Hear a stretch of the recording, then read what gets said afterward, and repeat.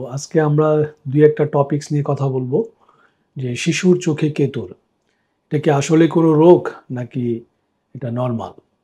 তো এখানে আমরা বলে থাকি যে যখন সিজনাল চেঞ্জ হয় গরম থেকে ঠান্ডা, ঠান্ডা থেকে গরম, তখন দেখা যায় কনজাংক্টিভাইটিস নামে একটা হয় ব্যাকটেরিয়াল অথবা ভাইরাল কনজাংক্টিভাইটিস, চোখ লাল হওয়া, চোখে কেতুর জমা, এই জিনিসগুলো দেখা দেয়।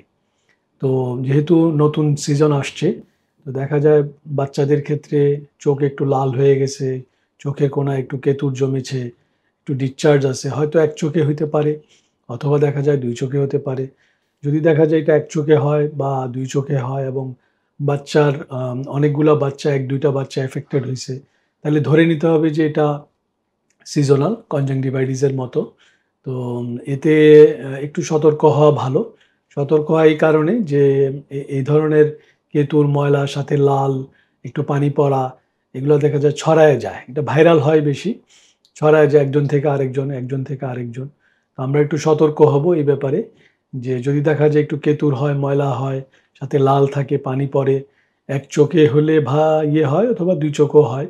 তখন আমরা একটু সতর্ক হব, ডাক্তার দেখাবো। ডাক্তার দেখে যদি দেখা যায় কনজাংক্টিভাইটিস, আমরা কনজাংক্টিভাইটিসের ট্রিটমেন্ট যদি আমরা দিয়ে দিই, দেখা যায় কিছু অ্যান্টিবায়োটিক আমরা দেই এবং বেশ ঘন দেই। দিলে দেখা যায় ইমপ্রুভ হয়ে যায়। তো এখানে একটা জিনিস বলে ফেলা ভালো যে একটা নিউবর্ন বেবি যখন বাচ্চা জন্মগ্রহণ করে, তার ধরনের ১ম দিকে নতুন পৃথিবীতে আসছে, তার কিছু কেতুর হতে পারে। যদি দেখা যায় এটা ১-২ দিনে চলে যায়, তাহলে এটা নিয়ে ওরিড হওয়ার কিছু নেই। নিশ্চিন্ত হওয়া যায় যে না অত বড় কিছু না।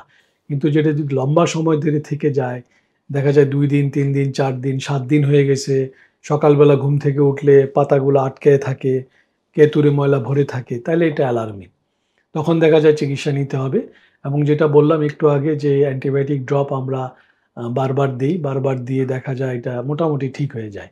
কেতুর ময়লা বা পিচুটি এটা যে কারোই হোক, বাচ্চাদের বেশি হয়। বাচ্চাদের ইমিউনিটি একটু কম থাকে এবং বাচ্চারা একসাথে খেলাধুলা করে। একজন থেকে আরেকজনের কন্টামিনেশন হওয়ার চান্স থাকে বেশি। তো সুতরাং এখানে আমরা একটু সতর্ক হব।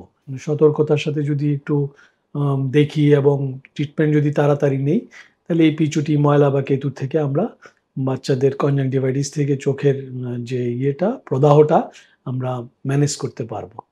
তো ভিউয়ার্স আজকে এই পর্যন্ত। তারপর যদি কোনো কথা থাকে আপনাদের ইনবক্সে কথা বলবেন।